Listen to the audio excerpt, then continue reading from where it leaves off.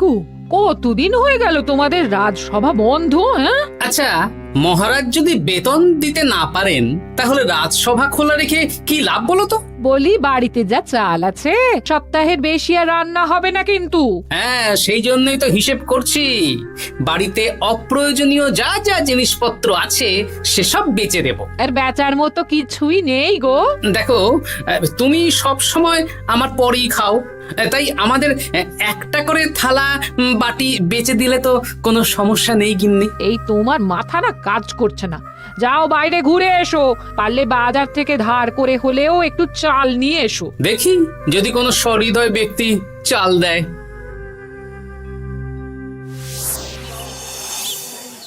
না গোপাল দাদা, বাজারের অবস্থা খুব খারাপ, আর আমি ধারে বিক্রি করছি না। আহা, আরে আমি কোনোদিন তোমার একানাও বাকি রেখেছি বলো? আমি বুঝতে পারছি গোপাল দাদা, কিন্তু আমিও নিরুপায়। গত মাসের বেতন এখনো পাইনি। মহারাজ অনির্দিষ্ট কালের জন্য রাজসভা বন্ধ রেখেছেন। বিশ্বাস করো, বিশ্বাস করো, বেতন পেলেই তোমার ধার আমি মিটিয়ে দেবো। এই সপ্তাহ খানেক আগে একই কথা বলে সেনাপতি ধারে 25 কেজি চাল নিয়ে গেছেন।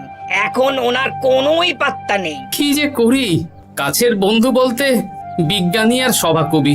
দেখি ওদের বাড়িতে একবার ঢুঁ মেরে।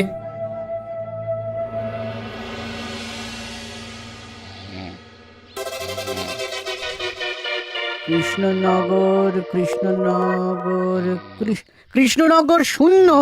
হ্যাঁ, এবারে একটা মোহরও নেই। জাহাপানা সর্বনাশ হয়ে গেছে। কি হলো? পালে বাঘ পড়েছে নাকি? এই ঘুমের 12টা বাজিয়ে দিলে। জাহাপানা, এবারে কৃষ্ণনগর থেকে একটা মোহরও খাজনা আসেনি। হ্যাঁ, বলো কি? 1 মাস আগে বাৎসরিক খাজনা দেওয়ার শেষ দিন ছিল, কিন্তু এখনো একটা মোহরও খাজনা আসেনি। না জাহাপানা। পড়েছে এই বেগমের জন্য হীরের হার, হীরের কানের দুল, হীরের নাকছাবি বানাতে দিয়েছি। উজির, যা হোক করে কৃষ্ণনগর থেকে আমার খাজনা চাই চাই। তাহলে তো কৃষ্ণচন্দ্রকেই তলব করতে হবে। যা করার করো। বাবা, এই সময় তোমার শখ হয়েছে ময়না পোষা? আরে না না, আমি পুষিনি। একটা পশ্চিমের গ্রামে কদিন আগে ঘুরতে গিয়েছিলাম। আচ্ছা, ওখান থেকে নিয়ে এসেছো? না, তাও আনিনি, ছোলা খেতে দিয়েছিলাম। দেখি তারপর আমার পিছনে পিছনে উড়ে উড়ে চলে এসেছে। বাহ বাহ বাহ, এ তো ভালো কথা।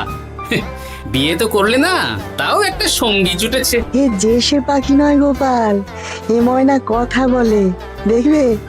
এই ময়না, বলো তো গোপাল এসেছে। আরে বাস, বলো তো গোপালের ভুঁড়ি আছে আমার নেই। বেশ বেশ বেশ। এ ভোরবেলা আমার কাছে আসে, সারাদিন আমার কাছে থাকে, আবার সন্ধে হলেই নিজের বাসায় নিজে নিজেই ফিরে যায়। বুদ্ধিমান পাখি। ওই গ্রামে শাখে শাখে ঝাঁকে ঝাঁকে ময়না। বেশ, বুঝলাম। তা বিজ্ঞানী, তোমার কাছে আমি আসলে একটা দরকারে এসেছি। বলো কি দরকার? আসলে ওই টানাটানির সংসার চলছে, বুঝলে। বাড়িতে চাল বাড়ন্ত, কদিন পরে হাঁড়ি চড়বে না। তুমি কিছু পয়সা ধার দিতে পারবে? আরে এমন করে বলছো কেন? আমার তো সংসার নেই, এত খরচও নেই। তুমি বাড়ি যাও, আমি 2 বস্তা চাল পাঠিয়ে দেব। ধন্যবাদ বিজ্ঞানী, তোমার মতো বন্ধু পাওয়া মুশকিল। বন্ধুত্বে এইসব ধন্যবাদ দেওয়ার দরকার নেই, একে অপরের পাশে থাকলেই হলো।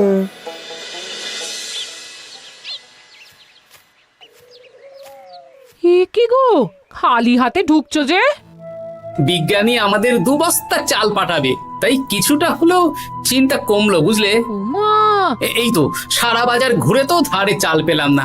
অগত্যা বিজ্ঞানীর বাড়ি গেলাম। উনি সত্যি তোমার বন্ধু? হ্যাঁ গিন্নি, জানি না কতদিন আমাদের রাজসভার সমস্যাটা চলবে। দেখি অন্য কোনো কাজে লাগতে হবে, বুঝলে। এই দেখো দেখো, যা করার তাড়াতাড়ি করো, এভাবে তো আর চলতে পারে না গো। কি নবাব বাহাদুর আমাকে ডাকছেন? হ্যাঁ, জাহাপনা আপনার উপরে রেগে আছেন। অতি সত্বর আপনাকে দেখা করতে বলেছেন। এবারে চাষাবাদের মন্দার কারণে রাজস্ব আদায় তেমন ভালো হয়নি, তাই খাজনা পাঠাতে পারিনি। আর কিছুদিন অপেক্ষা করতে বলুন, আমি ঠিক খাজনা পাঠিয়ে দেব। এখন আর খাজনা নিয়ে কথা বলবেন কিনা জানি না। আপনাকে নবাব এই আদেশ পাঠিয়েছেন, আপনি 2 দিনের মধ্যে নবাব বাহাদুরের সাথে দেখা করবেন। আচ্ছা ঠিক আছে।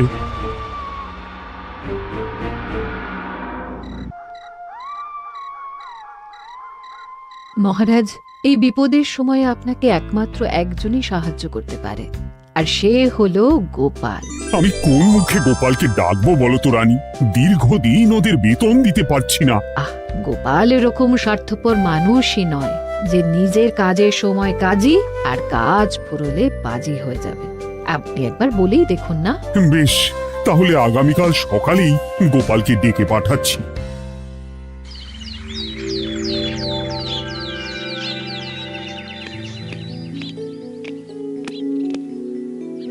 আসতে পারি মহারাজ? হ্যাঁ গোপাল, এসো এসো। মহারাজ আমাকে হঠাৎ ডেকে পাঠালেন যে? শোনো, নবাব বাহাদুর বলেছেন ওখানে যেতে হবে, কারণ এবারে কৃষ্ণনগর থেকে কোনো খাজনা পৌঁছয়নি। মহারাজ, আপনি গেলেও বিপদ, না গেলেও বিপদ। হ্যাঁ, সেটাই তো আমাকে সবচেয়ে বেশি ভাবাচ্ছে, কিন্তু না গেলেই যে নয়। তাহলে এক কাজ করি মহারাজ, আমিও বরং আপনার সাথে যাই। যা বিপদ আসবে একসাথে লড়বো। ও গোপাল, তুমি যেন আমার বুক থেকে পাথর নামিয়ে দিলে। তোমাকে যে কি বলে ধন্যবাদ জানাবো। তাহলে কখন বেরোবেন বলুন? আজকে সন্ধ্যের দিকে বেরিয়ে পড়বো, তাহলে কাল সকাল সকাল মুর্শিদাবাদ পৌঁছে যাব। কতদিন থাকতে হবে তো কিছুই জানি না, তাহলে ওই 3-4টে জামা কাপড় ধুতি নিয়ে নেব, কি বলেন? হ্যাঁ হ্যাঁ, তাই নিও। তাহলে সন্ধ্যেবেলা রাজবাড়িতে এসো, একসাথেই বেরিয়ে পড়বো। আচ্ছা মহারাজ। বলি, তোমার কি মুর্শিদাবাদে না গেলেই নয় গো? আমাকে তো যেতেই হবে গিন্নি। জানি নবাব বাহাদুর কিভাবে ছক করে কল করে, তুমি সাবধানে থেকো গো। দেখো, আমি যখন যাচ্ছি তখন নবাব বাহাদুরকে এবার সাবধানে থাকতে হবে। হ্যাঁ, ঠিক আছে ঠিক আছে, মাথা ঠান্ডা রাখবে, বেশি ওস্তাদি করতে যাবে না। এমনিতেই আমাদের অবস্থা এখন ভালো নয়। আরে তুমি অতিরিক্ত চিন্তা করো না তো গিন্নি। জাহাপনা, কন্যাগুলো কবে আসবে? এখনো 2-3 দিন সময় লাগবে বেগম। এত সময় লাগছে কেন জাহাপনা? দেশের কোণে কোণে খুঁজে সেরা সেরা হিরে দিয়ে বানানো হচ্ছে যে, সময় তো লাগবেই বেগম। তাহলে তো অনেক খরচ হচ্ছে। তাও হচ্ছে বটে, কিন্তু তোমার জন্য আমি সব করতে পারি। আমাদের মুর্শিদাবাদের হীরালালের হাতের কাজ দেশের সেরা। আপনি সত্যি আমাকে ভালোবাসেন, আমার জন্য এত খরচ করে গয়না বানিয়ে দিচ্ছেন। তুমি খরচ নিয়ে এত চিন্তা করো না। কৃষ্ণনগর থেকে এই বছর ভালো খাজনা প্রাপ্য ছিল, কিন্তু এখনো একটা কানাকড়িও আসেনি। তাহলে আপনার গয়না বানাতে যা খরচ হবে সব আপনার সিন্দুক থেকে দিয়ে দেবেন। না না না, কৃষ্ণনগর থেকেই আদায় করব, ওকে তলব করেছি। আচ্ছা, সহিস, গাড়ি ছাড়ো। যথাজ্ঞা মহারাজ।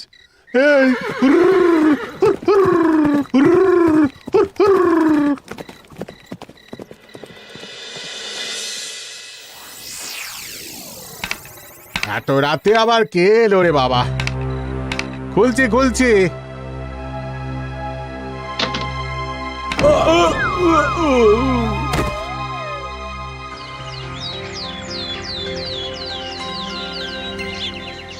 সর্বনাশ হয়ে গেছে জাহাপানা।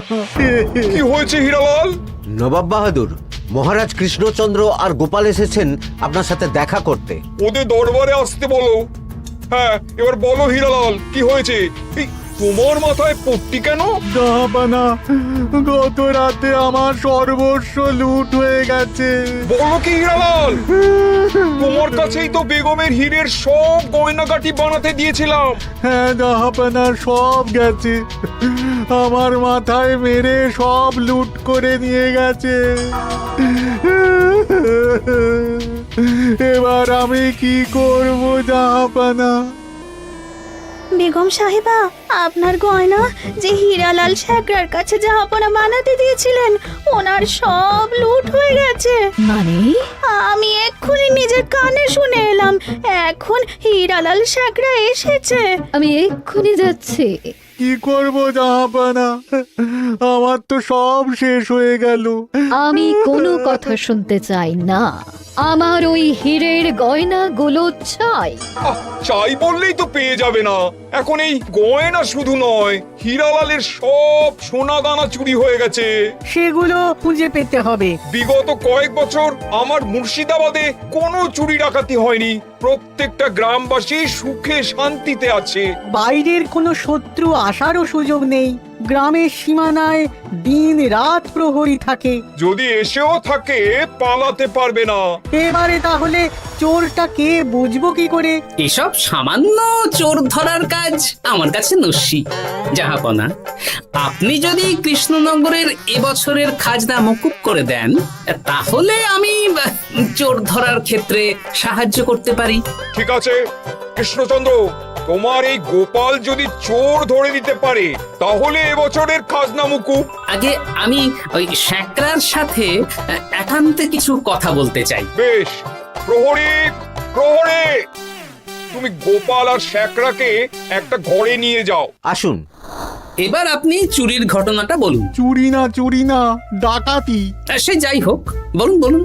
গতকাল রাতে, তারপর সকালে জ্ঞান ফিরে ঘরে গিয়ে দেখি সব ফাঁকা। আমার ঘরের সাথেই লাগোয়া দোকান। আচ্ছা, দেখুন, আমি আপনার কথা শুনে আর একটু আগের যা আলোচনা শুনলাম তার থেকে মনে হচ্ছে এই চোর স্থানীয় চোর। কি করে বুঝলেন? কারণ বাইরের চোর হলে তো এত নিখুঁত কাজ করা সম্ভব নয়। চোর নিশ্চয়ই আপনাকে ব্যক্তিগতভাবে চেনে। হ্যাঁ, এবার মশাই আপনি বলুন তো, আপনার কোনো শত্রু আছে? না, শত্রু নেই তেমন। আমার সাথে কারো সম্পর্ক খারাপ নেই। আর আমাদের পাড়ায় সবাই ব্যবসায়ী, সবাই সম্ভ্রান্ত লোকজন। বেশ, তাহলে সব ব্যবসায়ীদেরকেই রাখতে হবে। আমি নবাব বাহাদুরকে বলে দিচ্ছি, আপনি এখন আসুন। নবাব বাহাদুর, আপনি ওই গ্রামের সকল ব্যবসায়ীদের আপনার মহলে ডাকার ব্যবস্থা করুন। সবাই কিন্তু বেশ সম্ভ্রান্ত ব্যবসায়ী। সে হোক না, ওই গ্রামে তো সবাই ব্যবসায়ী, আর বাইরের কোনো লোক গ্রামে ঢোকেনি বা বাইরেও যায়নি। তাই যদি কেউ চোর থেকে থাকে তাহলে ওই ব্যবসায়ীদের মধ্যেই আছে। বেশ, আমি সবাইকে আমার মহলে নিয়ে আসার ব্যবস্থা করছি। আর একটা ফাঁকা বড় ঘর চাই, যেখানে চোর ধরার পরীক্ষা হবে। আর সেই ঘরে আমাদের কৃষ্ণনগরের ঘোড়া চোর ধরবে। হ্যাঁ, ঘোড়া চোর ধরবে? হ্যাঁ, যে ঘোড়ার গাড়িতে আমরা এসেছি সেই ঘোড়া। যদি চোর না ধরতে পারো তাহলে পুরো খাজনা তো গায়ের জোরে নেব, সাথে সাথে কৃষ্ণনগরটাও কেড়ে নেব। আমার উপর একটু ভরসা রাখুন নবাব বাহাদুর, আর যা বললাম করুন। বেশ, শুনুন, এই ঘরে আমার এক প্রিয় ঘোড়া আছে, আর সামনে একটা বালতিতে ছোলা সেদ্ধ রাখা আছে। আপনারা সকল ব্যবসায়ীগণ একে একে যাবেন, দরজা ভিতর থেকে বন্ধ করবেন, আর ঘোড়াকে এক মুঠো করে ছোলা খাইয়ে ফিরে আসবেন। তারপর কি বাড়ি চলে যাব? না, সবার ছোলা খাওয়ানো হয়ে গেলে আমি ঘোড়ার কাছে যাব, আর ঘোড়া কানে কানে আমাকে বলে দেবে কে চোর। তাহলে আর দেরি কেন, সবাই একে একে যাও।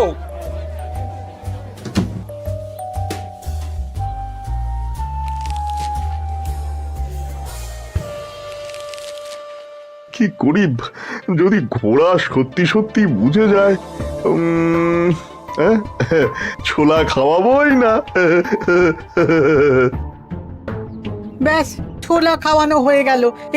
এবার গোপাল বলো তো কে চোর? দাঁড়ান, ঘোড়ার মুখের কথা শুনে আসি। আমি বলে দিচ্ছি জাহাপানা, গোপাল এসব মশকরা করছে, সব মশকরা। ঘোড়া বলে দিয়েছে কে চোর। বলো গোপাল, কে চোর? তার আগে সকল ব্যবসায়ীর হাত দেখে আমি পরীক্ষা করতে চাই। সে দেখো, কিন্তু বলো কে চোর? দেখি দেখি, না, দেখি আপনারটা। না, আপনিও না। না, আপনিও না। একি মশাই, চুরিটা তো আপনিই করেছেন, আপনিই চোর। কি উল্টো পাল্টা কথা বলছেন? আমি চুরি করিনি। হ্যাঁ, আপনিই চুরি করেছেন, তাই ভয়ে ঘোড়াকে ছোলা খাওয়াননি। কারণ আমি ছোলার মধ্যে রান্নার হলুদ গুঁড়ো মিশিয়ে রেখেছিলাম, তাই যারা যারা ঘোড়াকে ছোলা খাইয়েছেন সবার হাতেই হলুদ রং লেগে আছে। শুধু ওর হাতে নেই। ভাই, শেষে তুই? তোর মনে মনে এত হিংসা? ভাই মানে? আরে ও তো আমার খুড়তো ভাই পান্নালাল, ওরও সোনা গয়নার ব্যবসা। ব্যাস, এবার তাহলে বলেই দিন পুরো ব্যাপারটা, কারণ এখান থেকে পালানোর কোনো পথ নেই। ভুল হয়ে গেছে, দেখাবো না। আমার দাদা আমার থেকে অনেক বেশি রোজগার করতো, তাই আমার মনে মনে হিংসে ছিল। তারপর বেগম সাহেব আর হীরের গয়না বানানোর এত বড় বায়না পেল, তাই হিংসা আরো বেড়ে গেল। আর তুই চুরি করলি? চুরির সব জিনিস কোথায় আছে? আমার বাড়িতেই আছে, দেখাবো না। সাব্বাস গোপাল, সাব্বাস। তোমার কি বুদ্ধি! তাহলে জাহাপানা, কথা মতন আমাদের এই বছর তাহলে খাজনা দিতে হচ্ছে না। না, কথা যখন দিয়েছি তখন আমি তো আর কথার খেলাপ করতে পারি না। আচ্ছা গোপাল, তোমার তো এত বুদ্ধি, আমার একটা শখ পূরণ করতে পারবে? কি শখ বলুন নবাব বাহাদুর। আমার অনেক দিনের ইচ্ছে একটা হাওয়া মহল বানাবো, কিন্তু ঘরামি রাজমিস্ত্রি কেউই বানাতে পারবে না বলছে। তুমি কি বানিয়ে দিতে পারবে? আগে পারবো জাহাপনা, কিন্তু তার বদলে আমি কি পাবো? আগামী 5 বছর কৃষ্ণনগরের খাজনা মুকুব, আর তোমাকে আমি 100 মোহর উপহার দেবো। বেশ, তাহলে আপনি আমাকে দিন 7 সময় দিন, আর 7 দিন পরে আমার বাড়ির সামনে চলে আসুন। হাওয়া মহল বানিয়ে রাখবো, আপনি নিয়ে যাবেন। বেশ, তাহলে 7 দিন পরে কৃষ্ণনগরে দেখা হচ্ছে। যদি না বানাতে পারো তাহলে কিন্তু আগামী 5 বছর কৃষ্ণনগরকে দ্বিগুণ খাজনা দিতে হবে, এই আমি বলে দিলাম। বেশ, রাজি।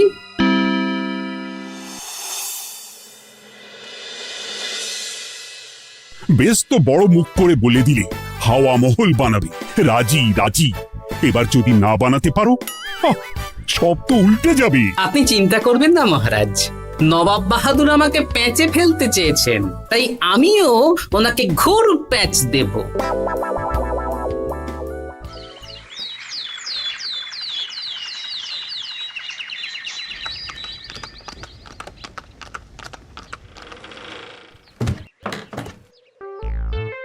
কি গোপাল, আরে কোথায় আমার হাওয়া মহল? 7 দিন হয়ে গেছে তো, তাই মহল দেখতে চলে এলাম। কাজ একদম শেষ পর্যায়ে, চলুন পশ্চিমের মাঠে চলুন।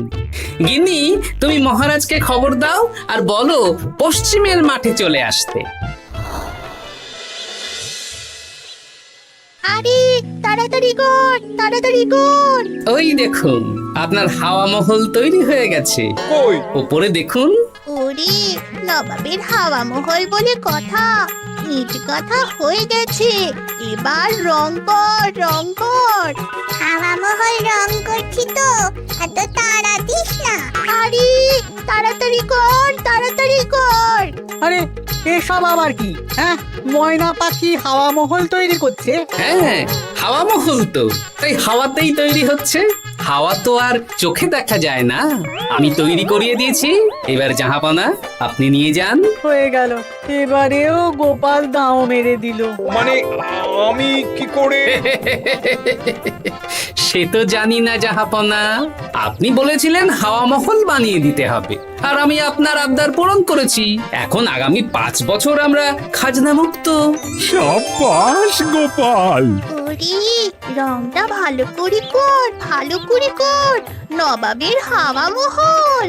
গোপাল, তুমি সত্যিই বুদ্ধিমান, তোমার বুদ্ধির জবাব নেই। শোনো, আগামী 5 বছর কৃষ্ণনগরের খাজনা মুকুব, আর এই নাও তোমার 100 মোহর উপহার।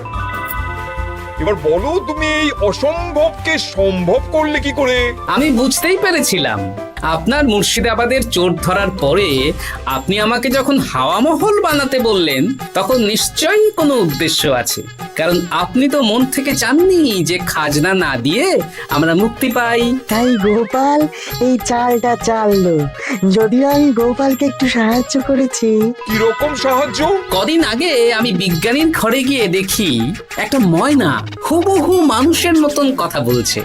আর বিজ্ঞানী বলল এরকম অনেক ময়না পাখি আছে। ব্যাস এই এক সপ্তাহ ধরে আমি ময়নাগুলোকে বিভিন্ন বুলি শেখালাম আর ওরা সেগুলোই বলে চলেছে। নয় হ্যাঁ। ওরে রংটা ভালো করে কর, ভালো করে কর, নবাবের হাওয়া মহল।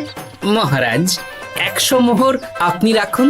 আমাদের সব সভাসদদের এই মোহর থেকেই আপাতত বেতন দিয়ে রাজসভা শুরু করুন। ধন্যবাদ গোপাল, তোমাকে আমার সভাসদ পেয়ে আমরা সবাই ধন্য। আর বিজ্ঞানীকেও।